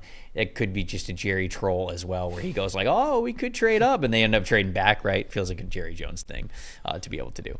Okay, Cardinals at 16. Dalton, you're on the board for the Cardinals. I think for as much as Cardinals fans want to keep stacking on this defensive line, they've added so many guys and poured so many resources into it. Oh, boy. Donnie just gave us a $2 super chat, said Walter Nolan at 16 to Arizona, and I'm a happy camper. But it sounds like you're not going that direction. I just had to make sure that you heard the $2 super chat. I know. And don't ruin his day. I ruined his day yesterday by not getting him Nolan yesterday either. And that was even with a trade down. Yeah. That was rough. Sorry, Donnie. Yeah, and if we're going even slightly predictive here, and what I think should happen, for as much as Nolan, yes, would add another dimension to their D-line and a higher ceiling to their D-line, I just look at this outside corner spot, and I just continue to see Jahdae Barron as the perfect fit for this defense. Great scheme I mean, they're really good at safety. Garrett Williams is one of the best slot corners in the NFL. I'm looking at Jahdae Barron playing outside here as arguably the best zone corner in this draft on a team that plays a boatload of zone coverage. That's Jonathan Gannon. Allow your corners to sit back and get downhill to the football and prevent big plays. Nobody does that better than Jahdae Barron. I just think for me, it's too easy a fit. The other player that's under consideration here is Jahad Campbell. But I do think with the Cardinals picking at, 47 and 78, I think linebacker might be a target. Somebody like Demetrius Knight, Carson Schwetzinger, somebody like that. But I just think Jahdae Barron's too perfect for him. I do. And I get the appeal of Nolan and continuing to stack this defensive line, but they have so many players that they've already added up front. I think an outside corner helps them a lot at an area of weakness. Give me Jahdae Barron. He does fit the defense perfectly. I think they're going to prioritize defensive line at 16, but I love that scheme fit for Jahdae Barron. And I think corner is actually the biggest need for Arizona right now. I mean, their cornerback room outside of Garrett Williams, the Syracuse legend, they need help at outside corner a lot. So I think Jahdae Barron will fit that. All right, Jahdae Barron at number 16. Max, you're up with the Bengals at 17. Yes. I think what I'm going to do here, and hopefully the producers back there like this, probably they won't, but I think Shamar Stewart's probably going to be the pick here. Oh! I think Shamar Stewart's going to go in the top 20. They're going to hate it. They're going to hate it. The other one that they also might not like that I also think is on the board here, I think Tyler Booker's on the board here for Cincinnati. If you're talking about him going this high, yeah. I really think they are looking at Tyler Booker. But I think they're going to prioritize defensive line first. And I think Shamar Stewart, there's still Trey Anderson trade rumors out there. I think Shamar Stewart's going to go around this range. Mm-hmm. I think Shamar Stewart would probably be the pick here. I would expect also that with Al Golden, they're going to play a lot more four-man fronts, and kind of the same logic behind why I thought Robert Saleh might like Shamar Stewart over some of the stand-up guys. Like here, I don't think it would be a James Pierce Jr. No. Maybe Mike Green. Obviously, he's super talented. It might be Mike Green, but I think when you look at Shamar Stewart, the tools, the athletic ability, all of that, and if Hendrickson were to stay, I actually do think you have all of a sudden a really good compliment to him. Stewart's still one of the best run defenders among this edge group, right? You talk about that build and that length and power off the edge that you talk about. So, look, you're taking a swing, but maybe the Bengals are the team with their defense and what they're trying to do with Joe Burrow and compete for trophies. Maybe it's the swing that they do need to take. Am I the biggest fan of it? No, but I get the logic behind it. I don't know what the Seahawks are going to do at number 18. It should be very simple. Like, it should just be saying, hey, Gray Zabel. It's easy. It's right there in front of them. And I think that the more that I'm looking at the board, I feel like I'm going to go with that. But Loveland? Yeah, Loveland being here is the intriguing one. I just don't know. Interior offensive line is by far their most glaring need. It's by far the thing that they have to address the most. But did they sit here and think, hey, we've got pick 50 and 52. Like, we don't have to draft an interior offensive lineman at number 18. If they love Gray Zabel, of course they would take Gray Zabel. Do they love him? I don't know. I'll go Colston Loveland, though. I'll switch it up. I'll switch it up here. I was almost before we click it. Is there any sort of trade down? Would you do a trade down if you were Seattle and see just Somebody desperate? Are the Texans desperate for an offensive lineman? Is there somebody desperate to get ahead of Pittsburgh for a quarterback? Is there any? I mean, yeah, but it's just we could sit here on this podcast for 2 hours and talk about all the trades that Seattle could do trading. They wouldn't dare trade with the Rams to allow the Rams to get Loveland, would they? No, there's no way. Right? That would be We're I feel like we're just barely dabbling in division trades, like what Kwesi did with the Lions, but I don't think it's going to be a thing around the rest of the league. Also, I clicked Loveland on my mock draft simulator. So okay, so we should probably you locked it in. We're not gonna make use. No, I mean. Seattle could trade back, but the Seahawks also have, what do they have, 10 picks in this draft, I think?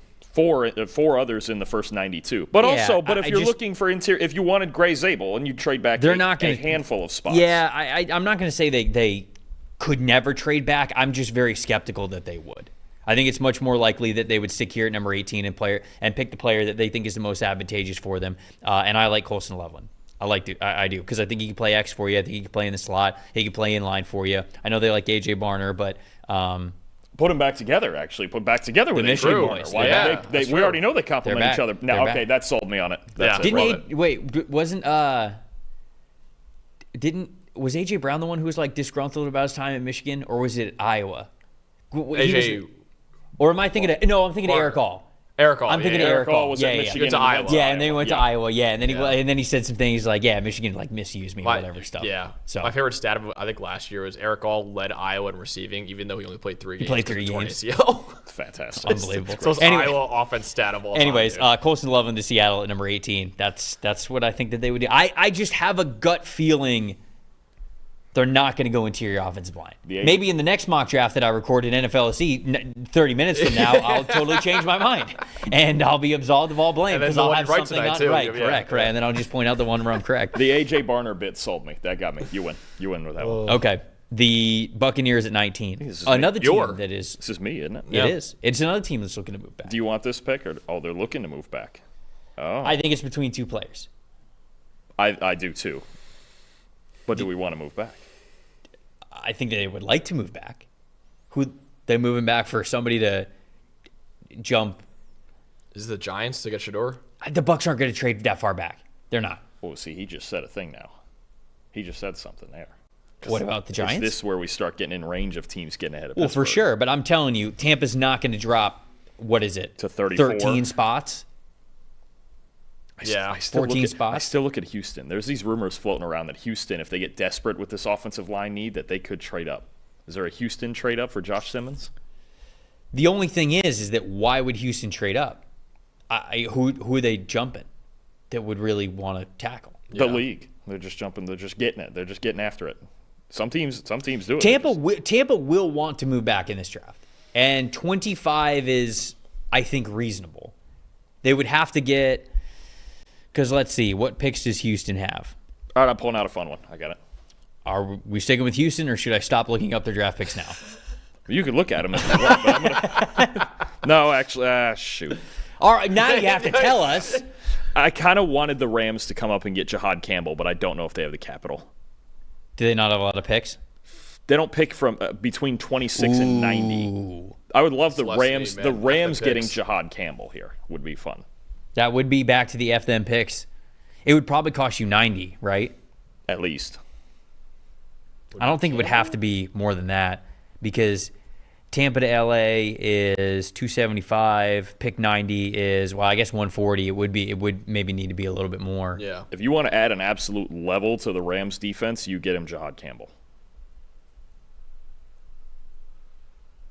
Just a theory, though. Interesting. They could also do it for Shador. Somebody Just saying. I don't think they're trading up for. I don't think they're taking. I think somebody gets. If Tampa is interested in trading back, I think someone gets desperate to get Shador. The Rams are. The Rams are. I don't think the Rams are taking a quarterback first round. Probably should. 26 is about as. I don't think that Tampa's going to fall much more than 26. Yeah. Well, then I don't know if we're going to trade them. Unless they hate this class, which maybe they do. I think the Giants are desperate for sure, but if you don't think they're going that far down, then I don't think. That'd be tough for me. Because you still want to. I think if you're the Bucs, you love Ezraku to the Bucs. You still want to stay in range and that feels like the Lions or Ravens. You got to stay ahead of them for that. I think the board has broken pretty well for Tampa, though. Let's do a trade back. Who do you want, Houston or the Rams? You pick. Let's go Rams. I want the Rams to get Jahan Okay, Campbell. so I That'd think be fun. Yeah, I think it makes think more that sense then. the Bucs would need 90, and then probably 127. I would think too. So the late third and then early fourth. 127 would be 43. I mean, that's right. I think if we do the Bucs 90, 127 for 19, I think this is something that they would think about here. Yeah, I'm in on that. all right. Let's do it. We're There we wheeling go. and dealing. You never know what happens. So they traded up at number 19. Jahad Campbell. Jahad Campbell. I think you fill in the two needs for the Rams here are linebacker and corner.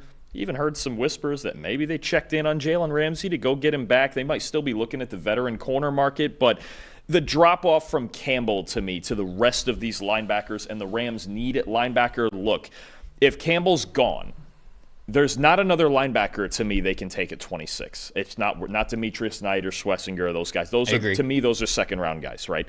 If they're trading back and they trade back into the second round to get one of them, cool.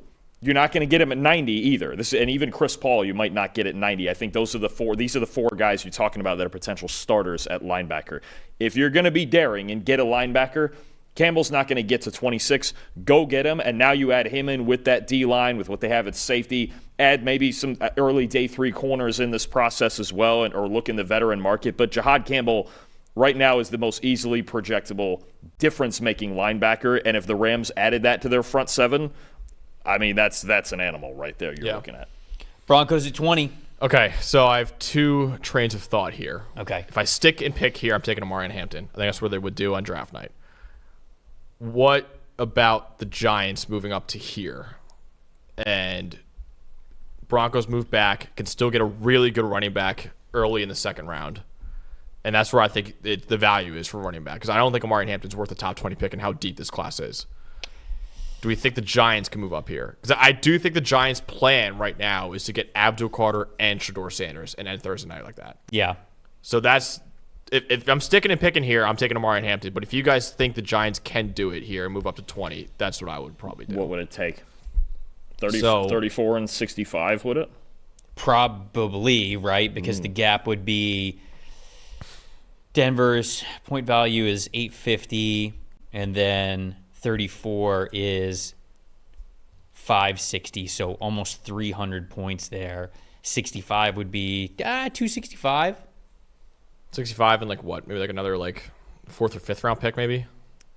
Would that do it? Probably the 5th. Yeah, 154, Seattle's. Probably to put it over the top, especially because it's for a quarterback. Yeah. I think so. You're going to have to overpay a little bit. You will have to overpay a little bit. So, all right, sure. All right, Go ahead. Giants doing it. Fire it off. Giants getting Shedeur Sanders. Fire it off. I really do think they're in on Shedeur Sanders, and I think their plan is to get Abdul Carter and Shedeur Sanders and figure out some way to do that. And they have to get ahead of Pittsburgh to do that. So I like this trade a lot also for Denver because if you're looking at needs at running back, receiver, tight end, all of that, there's a ton of that on day 2, and you're talking about now picking at 34, 51, 65, 85, 99, 105. You can fill a lot of needs and really round off this football team if you're the Broncos. And even if you don't get Hampton, again, that's a decision where there's so many running backs. You don't even have to take one at 34. There's a chance you get Luther Burden at 34. And you get running back and linebacker and things like that later on day 2. You can get Luther Burden at 34, and you might be able to get like Quinshon Judkins maybe at 51. That's an option. That's a hell of a draft for Denver right there if they could do that. So all right, yeah, that's a good haul that they could potentially have there. So I'm glad that we at least talked about Denver's potential haul there because I think when we trade teams out of the first round and then we forget to actually make picks about them, the fans are like, all right, glad I watched the mock draft. You just had my team trade out of the first round and didn't even talk about it. So more picks, more jokers. Yep. See that? That's true. See, the way you say jokers though sounds insulting. You make you're like why is, you know how is it different from the way everybody else says you're like, it? look at these jokers, you know, like Well, that's how you say it. You bring more of them in, you need them. And she's like, just draft more of these jokers. Exactly. New York coming It is. out No, it's 100%. Every single time we do the podcast together and you reference jokers, I just think that you're insulting them. You're just like, we're just drafting a bunch of jokers.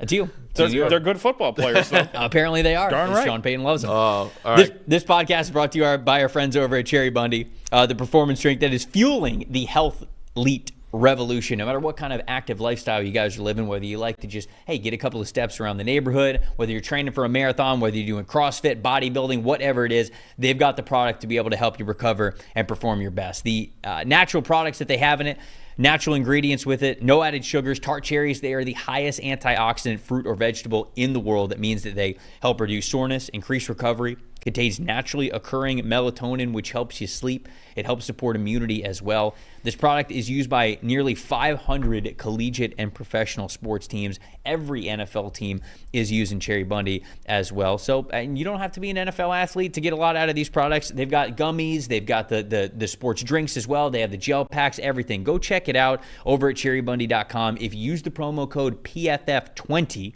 that gets you 20% off there. The products are also available at Amazon, cherrybundy.com, and then the retailers nationwide too. So if you don't go to their website, maybe you can find it in your local grocery store too. So again, no matter what you're doing, how you were living an active lifestyle, go check out Cherry Bundy and get 20% off using that promo code PFF20. We've had 2 trades back-to-back. Why not keep it growing? No, I'm not going to do that. The Pittsburgh Steelers on the clock now at number 21. Man, Walter Nolan's there. Kenneth Grant's there. I wonder who they would like more between those two. Jackson Dart. Yeah, I was going to say, wait, what? You're not taking quarterback. Or wait, you're not taking a quarterback here? They're going to take a quarterback. I guess they don't pick until the 3rd round, do they? Yeah. They have Mason Rudolph and Skylar Thompson right now. I don't think all due respect. Yeah, all due respect, of course. Thank you. But I do not think you can assume Aaron Rodgers is signing now. And they're not. They also said we're not assuming anything with Aaron Rodgers right now. So they shouldn't. They should. And I think that streak of not you having. You think they'd like Dart more than Milroe? I don't know. That it's between those two. It's really. At this point, the Steelers. I was hoping to hear some conviction. What do you get? I don't know. No, at this point, the Steelers, if we're being honest with this quarterback situation, have played their hands so poorly, and they're not in good position to trade up, being that they already gave up the 2nd rounder for DK Metcalf. If they trade up, they're mortgaging next year. And I don't think you're going to mortgage next year for somebody in this class. They're really stuck. If they still view quarterbacks the way they did when they took Kenny Pickett, I would say Jackson Dart's a pick here. But if they want to chase a ceiling, I think Jalen Morrow's the pick. It's between those 2 players. I really could see either of them being the pick here. I think they like both of them. I just hate forcing a quarterback here at 21. So do I. Yeah. I'm 90% sure it's going to happen, though. Yeah. Even if whether it's Shedeur or not or whatever. Even Mike Tomlin was saying all sorts of nice things about Shedeur Sanders yesterday. But I think Shedeur is a different story. I think if Shedeur is there for them at 21, they take one. I think if he's not, they draft a defensive tackle and they find out how to make it work with Aaron Rodgers. Can they trade down? That's what I think. There's also a new report from Diana Rossini saying they could get involved in Kirk Cousins' trade talks. I don't think they're going to. I think if Shedeur makes it to them at 21, they'll take him. Yeah. And if he doesn't, I think they will find a way to make it work with a veteran. Can they trade down and still get a quarterback later on and pick up something? You're risking it because you still have the Browns lurking at 33. And let's say the Giants didn't make this trade and they're still sitting there at 34. Mm-hmm. Then you get into this race for not really a whole lot of reason. They need to do something with some sort of conviction here. The problem is the Aaron Rodgers issue kind of dissolved any flexibility they had here. If they had Aaron Rodgers, I'd go, yeah, you could take D tackle, you take Malachi Starks, you can do whatever. They're stuck. Yeah, they're stuck because if they don't take a quarterback here, they are gambling with their entire season. I don't know which one. I'm taking Kenneth Grant. Okay, you're taking the gamble. Don't think they will force it. If it's Shedeur, I think they pick him at 21. If it's not, I think they find a way to make it work with Rodgers. That's what I think. Okay. I think that they will go with a better player available than they will force a quarterback, and I'm going to take Kenneth Grant. here at 21. As someone, I think Walter Nolan's also on the board. I think Derek Harmon could potentially be on the board as well. But I'll go with Kenneth Nolan would Grant be great too. Yeah. maybe I just have the trauma of the last 2 years of finding a way to make it work with Aaron Rodgers. Sure. No. It's not an ideal situation. I'm not saying that, but it is the situation that they're in, and I just don't think that I don't think they're going to do that. For as frustrating as I believe they have been with Aaron Rodgers, he is a better option for them next season than Jackson Dart is, than Jalen Milroe is. You did have Jackson Dart's pro comp in the PFF draft guide as Kenny Pickett. I did. Yeah. I did. I think he's got a little bit better of an arm than Kenny Pickett. A little bit. But I'm, in the Steelers situation, close to, I think, was Kenny Pickett taken 22nd? 19th. It was 19? If I remember correctly. I thought it was 22 or something like that. Thought it was 19. Look it up. Who's right? This is more important. 22. He was 22. You nailed that? it. I don't know why I had 19 in my head. You just wanted to be right. Good call. I wanted to say Kenny Pickett top 20. All right, the Chargers at 22. Just watched Kenneth Grant get stolen. Yeah, you screwed me. Right before them. Yeah. Before them. No, Dalton's up. Dalton's This up. is Yeah. me. Dalton, This yeah. is me. Okay. Oh, the Packers, damn it. Is it a wow, okay. Don't sound so disappointed. They're just so hard to pick This one's for. incredibly easy for you. Yeah, If he gets to you. I have an idea. If he praying Dalton if doesn't he do gets it. to you. Praying Dalton does not Dalton. take it here. I actually don't know what you're getting at right now with the Packers. Your favorite theory with the Packers? Oh, yeah, that's right. Yeah. That's what I'm doing. I actually, Jackson Dart. I'm going to go the route that I would have gone if, I would have gone the route that no, that would be for the Colts. The route I would have gone if Kenneth Grant was there. I mean, it's still basically there. I'm just going to go Walter Nolan Yeah, here. I like that. I'll go the same route. D tackle, replace Poona Ford. I get a great run defender, second in the nation in run defense grade last year. Super high potential. We still haven't even seen everything he can do as a pass rusher. If they develop him properly, and Jim Harbaugh's obviously shown a history of player development, college and NFL, well, that could be a nasty weapon too. They don't get Kenneth Grant. They don't reunite the Michigan thing, but Walter Nolan's the next best alternative for sure. All right. Walter fan of Nolan that. to the Chargers at 22. I do too. I feel like it's one of the least talked about pairings because it's off to Colson Loveland, it's Kenneth Grant, something like that.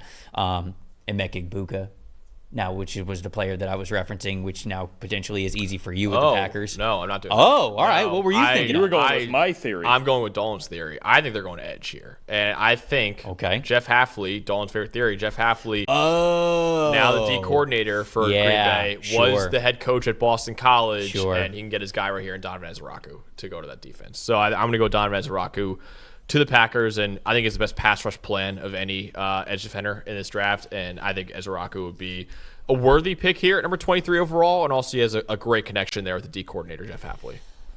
I just don't know if they're going to do it. I don't know if they're taking a receiver. They've got enough of the bodies there. Yeah, I don't know if they're taking a receiver though. To me, it's a war of what they've never done, which is take wide receiver, Versus what they should. versus what they have on the defensive line. Like, how much do they believe in the defensive linemen that they had last year who were not good, right? Yeah. Keep in They didn't mind, really add anybody. It's just, you got to play better.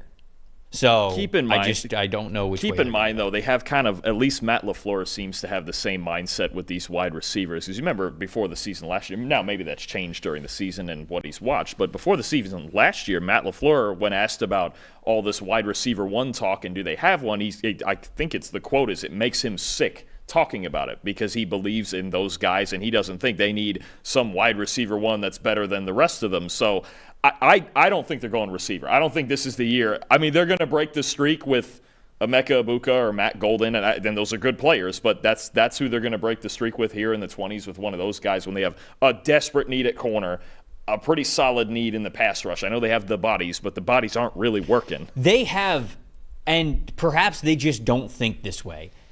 I think wide receiver is desperate for them.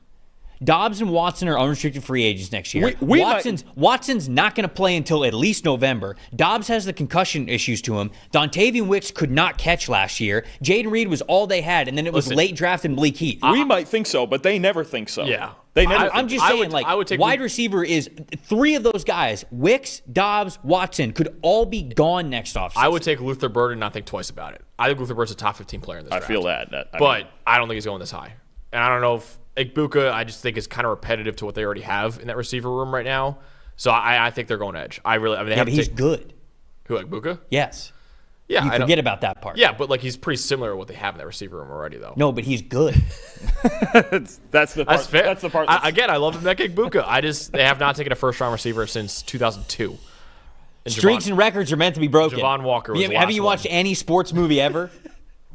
John with the $5 super chat. We appreciate you. Patriots trade from 4 to 12 with the Dallas Cowboys. The Dallas Cowboys take Genty, give up a third-round pick. Patriots get Campbell or Membu at 12.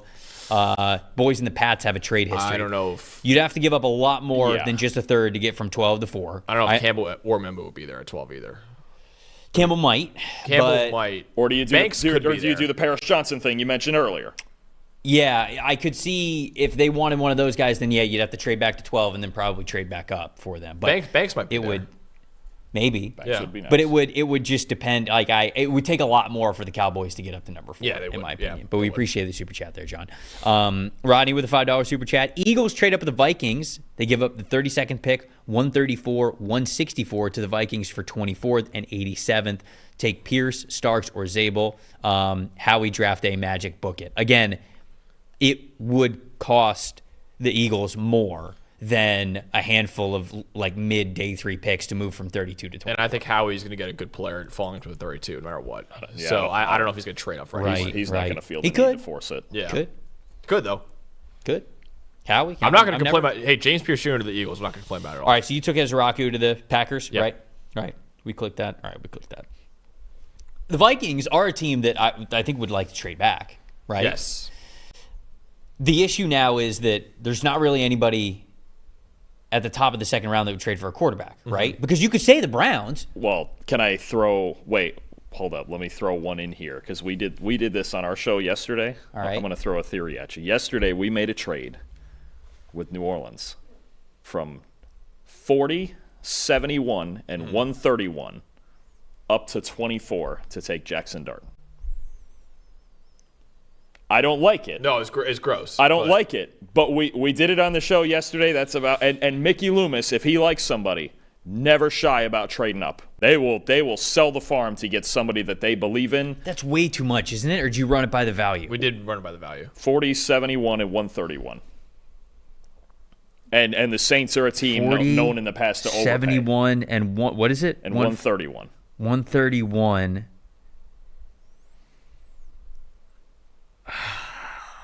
Steep, but the Saints have a history of getting steep. 40,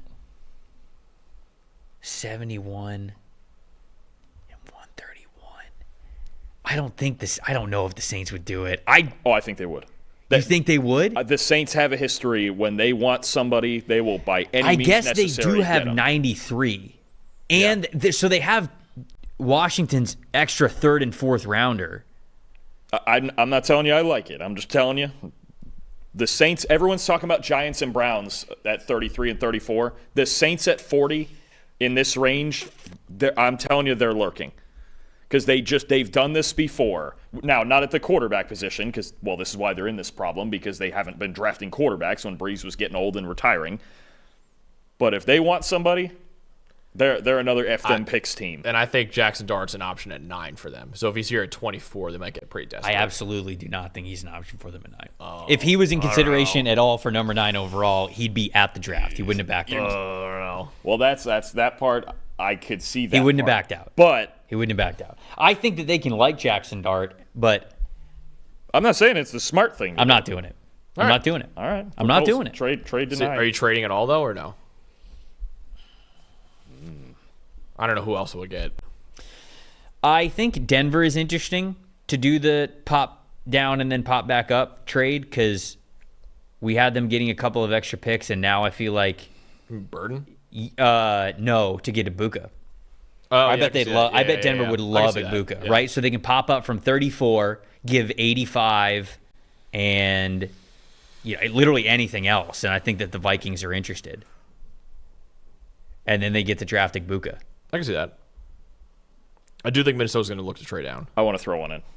All right. A potential trade. Yeah, I'm going to go proposal number 2. This is the last one that we're doing. Okay, fine. This is the last one. Go through all 32 teams. You are having so much fun right now. Okay. You still have 2 more mocks, man. I have one. Quit reminding him, jeez. All right, we made the trade down with Jacksonville earlier, right? Uh-huh. Okay, so they're sitting on 36, 41, 70, 88, all these picks, right? Uh-huh. Can I get Jacksonville up here from 36 to take Malachi Starks?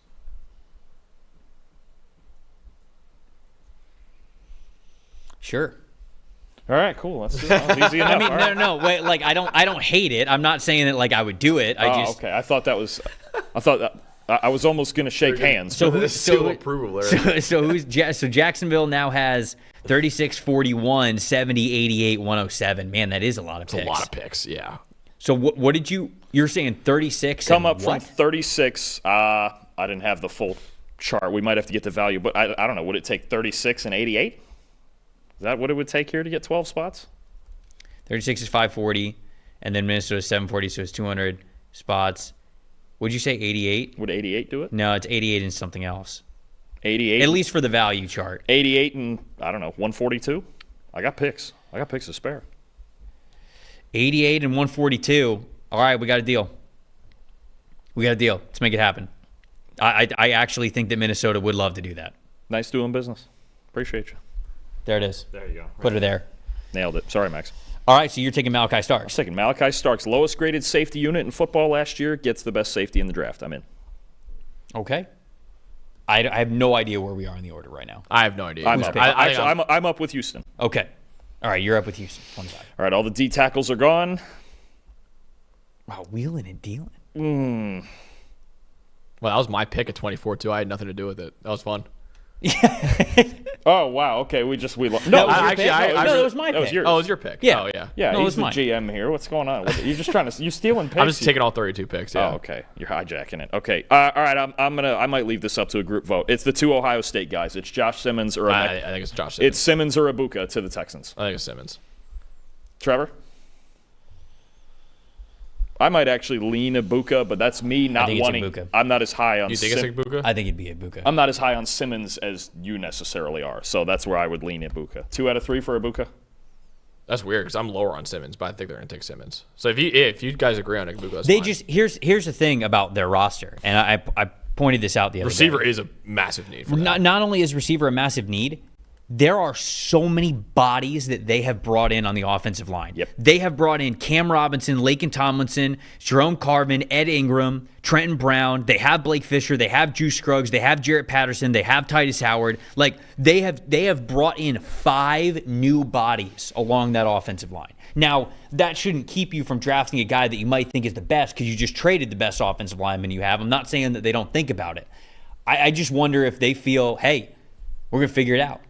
We got all these new guys in here. We're going to find a best 5 out there. Ed Ingram, even though he wasn't great with the Minnesota Vikings, he was a starter. Cam Robinson's been a starter at 2 different teams. I know I understand why he is on a new team, but I just wonder if they convince themselves that we only need 1 or 2 extra starters. Cam Robinson's one of them. We figure it out with one of the other spots with Laken Tomlinson or Ed Ingram or something.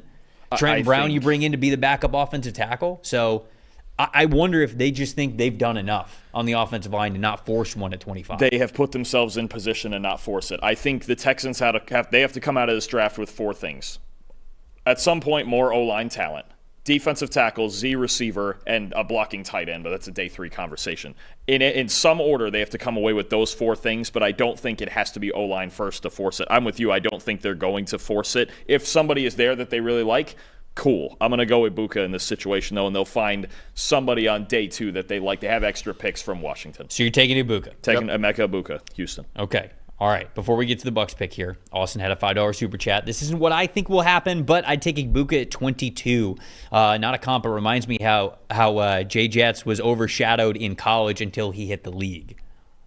I absolutely think Emeka Ibuka's on the table at 22. Yeah. Oh, yeah. For the Chargers, yeah. Yes. Any weapon. Yeah. And I like that point he made, too, because Emeka Ibuka, everyone keeps saying, well, he's always the number 2 at Ohio State. It's like, okay, well, he played with Marvin Harrison Jr., he played with Jackson Smith and Jigba, he played with Jeremiah Smith. Like, he played with guys that are absolute bona fide number 1 receivers in the NFL. So, like, saying that is not the same as, like, if he was number 2 at, like, another school, for example. So I like that point a lot. All right, Bucs at 26. Is this me? Yeah, it's you. Wow, Yeah. both your guys are gone, too. Oof.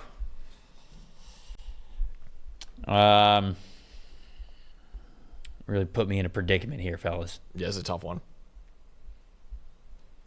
Jod Campbell's gone. Donovan Ezeraku's gone.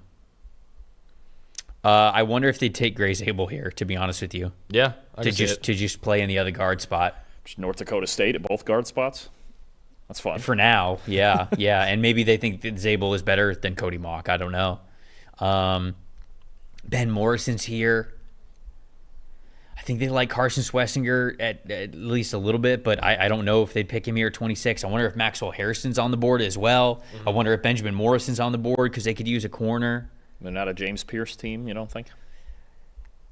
No, I haven't really heard any buzz for James Pierce with them. Man, I look at corner and I feel like they're comfortable with the corners that are left. Savone Revel is their type of guy, but I don't know if he's making it in the first round. Trey Amos could. Ben Morrison, I like a lot. I don't know if they've had a top 30 visit with this player. I don't know, but I think I'm going to take Ben Morrison here. I think I'm going to get the corner. Whew. Love it. This is a sort of a total guess for me because I don't have the visit list in front of me. I don't know if this is somebody that they've done extensive work on, but for them to trade back and be able to get a starting caliber corner, I feel like they could feel good about that. I don't think they're going to be a James Pierce Jr. team. Nick Squirton, Landon Jackson, Prince Luman Mielen, I don't think they're tempting enough here. They're not going to take Luther Burden, in my opinion. They don't need Josh Simmons. They don't need Omarion Hampton. The hip surgeries scare me a little bit. I'm not really worried too much about it. I would take him in the top. I would take him in the top 25 if the medicals check out. He's absolutely a top 20, top 25 player in the draft. I totally get it. Let's go Ben Morrison. Love it. I'm gonna go Benjamin Morrison. Got him in the first round. So a little trade back and a little Ben Morrison here at number 26. Ravens at 27. How are you going to disappoint our content director? Is this me? Gordon McGinnis today? Dalton. No, this is. I just went. I just went. So yeah, but I went at 25. Yeah, but you got to stick with the order. Right, which means I'd be at 28. No, the original order. I'm so confused. You picked 1, right? You picked 2, yes. Right? I picked 3, right? Yeah. So then after I pick, you pick. Okay. This is how math goes. Okay. All right. Succession of numbers. Okay. All right. I get to disappoint Gordon. I don't think I've made a pick since Donovan Ezeraku, actually. Do you have a Ravens pick? James Pierce Jr. Wait, yeah, you stole Max's pick. Who? What? You did at 26. You just hijacked the Bucs from him. He had 23 with the Packers. He's right. That's fine. I don't want the Bucs. But you picked with Igbuka, right? Oh God. Yeah, that's right. James Pierce Jr. Oh, yeah, you asked me about this. You hijacked the Bucs from him. You saw the Bucs logo and you hijacked it. You stole his pick. And I saw red. Boy, you saw the red flag. You see, that's why. That's why the Bucs logo is a big red flag. All right, I wanted you to take the Bucs pick. I had no idea where to go with that pick right there. So I'm going to go with James Pierce Jr. To the Ravens here. I think. Listen, he's still a top 15 player on my board. I think they're going to go with edge rusher in this year's draft. He has the highest pressure rate of any edge rusher in college football over the last 2 years, too. I would take James Pierce Jr. and not think twice about it. I think this is probably the range for James Pierce Jr. I think he's going late first round. You know that I'm a fan of the tape. So I love the tape. I think he's number 9 on my board. Yeah.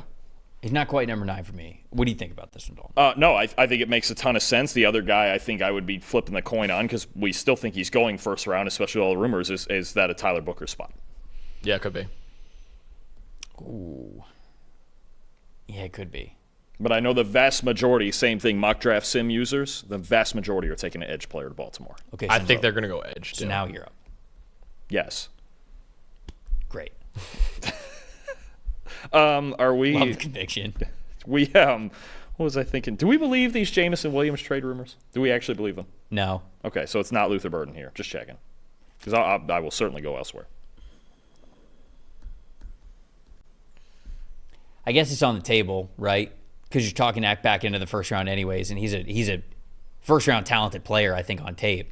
Certainly when you're watching 2023. 2024 wasn't as good, but I'd be frustrated in that offense the way that it manifested itself this year anyways. So yeah. Okay. I would consider it.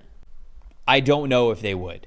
I think that they're truly a best player available type of team. If you think that they would believe highly of Luther Burden, then I would tell you that whoever's on the roster, Jameson Williams trade or not, they would think about him. I think I'm going to go with a guy here, and I know pass rush help is the big theme in Detroit, right? And usually we've been thinking off the edge, but I think I have to take a guy that we forgot to mention that I am pretty sure is going to go in the first round.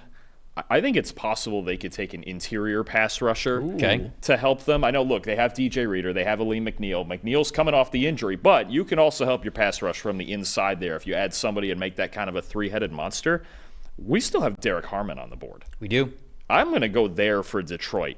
It's between Derek Harmon and Nick Scorton, and I absolutely think Harmon's going before Scorton is. Yeah. Maybe even earlier than this. It feels like we've kind of in this process forgotten about him a little bit. I'm going to take Derek Harmon to Detroit and create that three-headed monster inside for the Lions. Okay. What do you think, Max? I wouldn't hate Gray Zabel there either. I think he would fit that offense. Yeah, the chat's line talking about Zabel. Yeah, I think Gray Zabel's an option there, but Harmon, edge rusher, even if you want to go Burden, if you're going to trade Jameson Williams, it'd be really hot too. But I don't hate that Harmon pick at 28. He's absolutely going in the first round, so I think that's good there. All right, before we get to the Commanders, which is your pick. Is it my pick? Yes. Or at least it's supposed to be. Okay. It can be your pick if you fully believe that it is your pick. I think that's where we're at. We're at vibe.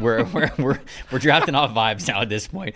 PFF's draft coverage is brought to you by our friends over at Jack Links Duos. Jack Links knows that there's nothing like a great duo. That's why they have created the new product, Jack Links Duos. So in the same bag, you get two different flavored pieces of beef jerky to give you compliments that are absolutely fantastic. They know the NFL draft is bringing us all sorts of great connections every single year. Joe Burrow and Jamar Chase reunited in the NFL. Cooper Kupp, Puka Nacua, obviously a great wide receiver duo that was formed there. What about one that we drafted here on this very show? Tetairoa McMillan and Brian Thomas Jr. Whether it's at 5, whether it's at 10, whatever it can be, if these two wide receivers, Dalton, you talked about it when you made the pick here, if these two wide receivers can be on the same team, it's beautiful music in Liam Cohen's offense, correct? Look out. I mean, this is something that it's fantastic. You know what is fantastic? The flavor combinations. Mango habanero is my favorite. Or mango and jalapeno, I should say. It gives you the sweetness of the fruit and then the spiciness of the jalapeno. It's fantastic. If you're a Jack Links fan, you know original and teriyaki. Those are the tried and true flavors. You also got buffalo style and ranch to the hot side of things. We know that that's a great combination as well. You guys can find that and so much more with the Jack Links Duos products. Check it out wherever you buy Jack Links jerky, your convenience stores, or even select Walmarts as well. Commanders at 29. What's happening here, Max? I am trading down. Okay. Commanders only have 29th pick, 61st pick, and then they don't pick again until 128. Love this. So what I'm doing is New Orleans is moving up to 29 and grabbing Jackson Dart. So it would take 40. It would probably – it's about 140 point difference. So it would take 40. It's a lot less. Yeah. And what? 93? 93 would be enough? Giving them back their pick. From the Lattimore trade. From the Lattimore trade. Yeah. Right. 40 and 93. Okay. I don't have the numbers in front of me for the I think it's about 10 points off, but yeah, it's fine. That's fine. Yeah. So 40 and 93 for 29. Commanders, like I said, only have 2 picks in the top 125 right now. And if you give them another 2 picks right there, force that trade. I also just don't know if they'll take Amarian Hampton at 29. I think they're more comfortable taking a second-round running back in this class. So I'm going to do this, and New Orleans gets ahead of Cleveland. They get ahead of the Giants as well. They are going. Or Giants took Shador Sanders in this, but to get ahead of Cleveland for Jackson Dart, I think that's what they're going to do. Okay. I'm in on that. I'm very much in on the Commanders side of this, of getting more picks, because they gave up so much in the Tunsil trade. They only have 5 picks this year and 5 picks next year, and they have multiple needs on their team. I think more so than filling it with one potential, maybe superstar in the first round. I'm in on this where they get more picks and fill more of their needs across day 2 in this draft. The Buffalo Bills at 30. I'm looking at corner. I don't think there's an interior defensive lineman that I would still pick here for them. Maybe Tyleek Williams, but I think it's much more likely that Savone Revel, Maxwell Hairston, Trey Amos, those guys are the pick here at number 30, and then they could address defensive line a little bit later in the draft. I would pick Trey Amos here, but it's what we think will happen mock draft, and I think Maxwell Hairston's getting a lot more first-round buzz. Yeah. So I'm going to take Maxwell Hairston here for the Buffalo Bills at number 30. Love that. Reasonable. I think if you're looking for the speedy zone corner alternative to Jahdae Barron, then you're looking at Maxwell Harrison if that's the mold of guy that you're looking for in a defense like that. 30? 31 is me with Kansas City. 31, yeah. Kansas City. I always have a hard time with this pick. Is it O-line? Oh, the chat's talking about Omarion Hampton to the Chiefs. I did have this thought since he's still here. But they did it once with Clyde, and it didn't work at all, really. Would they do it? Does that mean we have a situation with Pacheco? Is it because if you draft Hampton in the first round, he's going to be the horse. Well, he's the guy. I mean, Josh Simmons is still here too. Josh Simmons is here. Yep. I'm not convinced that they will draft an O-lineman in the first round, like no matter what. Simmons could be great. No, I do think Simmons, though, they'd be interested in. I agree. I totally agree with you. I agree with that. Is it Nick Scorton? Are we getting more off the edge here? Could. Sure could. This would have been a great Derek Harmon spot, too. This would have been a good Derek Harmon spot. Yeah. I do like Josh Connerly, but even I've heard Chiefs people yelling at me that there's no way they would go Connerly over Simmons for as much as I would. But actually, you know what? It's great. Zabel makes a lot of sense. Stick him in at left guard. No? It could. I think that we're just believing that Kingsley Suamataia is going to be like good at guard, and I don't know. Maybe he's not. It's true. Maybe it's just a whiff of a draft pick. I don't know. I think that's people act like it's a foregone conclusion. Like, oh, okay, Kingsley's just going to play one of those guard spots. Maybe he's not. I mean, you're replacing Joe Thuney here, so you need to feel pretty good about that if you're drafting that player. Yeah, I'm between. I think they'll go Simmons here, but I can see Zabel. We still have Tyler Booker on the board. Oh, sure. True. And Tyler Booker, for as much as we've complained about the lack of athleticism and maybe if you don't pick him at 31, I think he's a good chance he could be the pick at 32. Yeah, and he is an objectively good pass protector. I think we don't say this enough. For as much as we've been finding reasons not to take him in the first round, he had the fourth best true pass blocking grade of any guard in the country last year.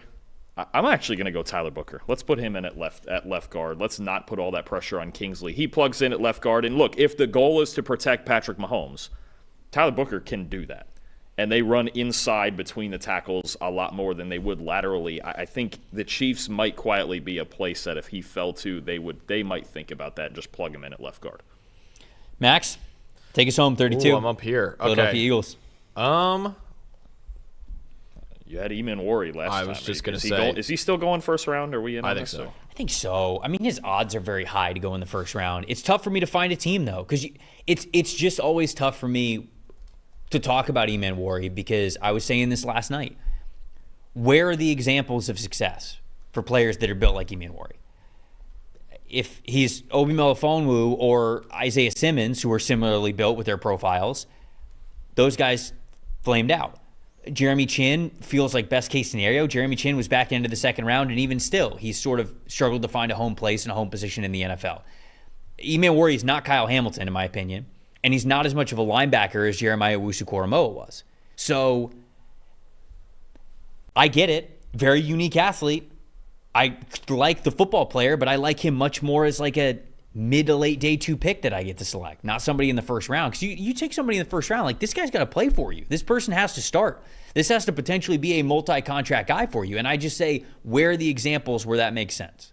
So the combine jump from him was always very crazy to me. And it was frustrating more so because we already knew that Nicky Manwari was athletic, right? What is he, like number 6 on Bruce Feldman's freak list? Like we knew he was athletic back in September. And then he happened to be very athletic at the combine, and everyone's like, "Oh, crazy!" I'm very wary of him. He could be the pick here. I'm not saying that he wouldn't be because I agree with you. First round, well within the conversation, but I just have my reservations about Eamon Worry. If he played at Georgia, he would absolutely be the pick here. You already know he would. Of course, yeah, the pipeline. It's basically the Eagles' minor league system. Yeah. With all that said, I will still take Nicky Manwari here. Okay. I think he's going in the first round. I like him a little more than you guys. I agree he's more of a day 2 player than a first round player, but I do think with that athletic profile, Chauncey Gardner-Johnson is gone from Philadelphia as well. I mean, I know you like Sidney Brown there, but he's right now they're starting strong safety. Good. I think Nicky Manwari, I think he's going in the first round, and I think Philadelphia is absolutely a team that'd be interested in him. All right, I'll recap it for people who are audio only. Don't say I never did anything for you. I love you guys. Number 1 overall, We took Cam Ward again. This is a predictive mock draft. Number 2, Travis Hunter to the Cleveland Browns. Number 3, Abdul Carter to the Giants. Number 4, Will Campbell to the Patriots. Number 5, Chicago Bears trading up and getting Ashton Genty. Number 6, Armand Membu to the Raiders. Number 7, Mason Graham to the Jets. Number 8, Jalen Walker to the Panthers. Number 9, Kelvin Banks Jr. to the Saints. Number 10, where the Jags traded down to, they took wide receiver Tetro McMillan. 11, Michael Williams to the Niners. Matthew Golden to the Cowboys at 12. Will Johnson to the Dolphins at 13. Tyler Warren to the Colts at 14, Mike Green to the Falcons at 15, Jahdae Barron to the Cardinals at 16, 17, Shamar Stewart, Cincinnati Bengals, 18, Colson Loveland, Seattle Seahawks, 19, a trade up. The Los Angeles Rams took Jahad Campbell there. Shedeur Sanders went to the Giants at number 20 as Denver traded back all the way out of the first round there. But we gave them a little bit of a little potential haul there for Denver Broncos fans of everything that they could get there. 21, I went with Kenneth Grant from the Steelers. Walter Nolan to the Chargers at 22. Donovan Ezraku to the Packers at 23. Malachi Starks to the Jacksonville Jaguars at 24, who hopped back up into the back end of the first round with Minnesota, who traded back. 25, Texans, Emeka Egbuka. 26, Buccaneers, who are the team that the Rams traded up with. Taking Benjamin Morrison in the corner from Notre Dame. James Pierce Jr. to the Ravens at 27. Derek Harmon to the Lions at 28. Jackson Dart to the Saints at 29, who jumped back into the first round. Maxwell Harrison to the Bills at 30. Tyler Booker to the Chiefs at 31. And Nicky Manwari to the Philadelphia Eagles at number 32. Fellas, is this it? Is this the last mock draft for you guys? Yeah, for us. Yeah. We made it. We made it. Finally. We made it. We appreciate everybody getting into the chat. Watching all the mock drafts that we have had throughout the season here on this channel. It's been a lot of fun. I'm glad that we got to have a little 3-man weave here for the final mock draft here on this show. We're going to be back on the desk tomorrow night with Chris Collinsworth as well to recap every single pick for our live draft stream, which you can see. I actually don't know when we're going live. How much sooner? 7:45. 7:45. Yeah. So we're going live at 7:45. Draft will kick off at 8, and we will be there throughout the whole coverage. We'll have some after round 1 coverage for you as well. And then, of course, day 2 and day 3 will be here on this very desk. So hopefully you guys are breaking into the new chair as well and you get used to these spots because we're going to be here a lot over the next 3 days. If you guys don't have a PFF Plus subscription, go get one right now. Get 25% off using the promo code DRAFT25. And it's not just for the draft, right? You can get the draft guide, you can get the Unlocked Mock Draft Simulator, all that great stuff, but it's a year-long subscription so you can see all the premium stats, all the fantasy football advice, all the betting advice, and all the info on next year's draft class as well with a year-long subscription. For Dalton Wasserman, for Max Chadwick, I'm Trevor Sikkema saying thank you guys so much for watching and listening to this edition, this final mock draft edition of the PFF NFL show. We'll see you guys later this week.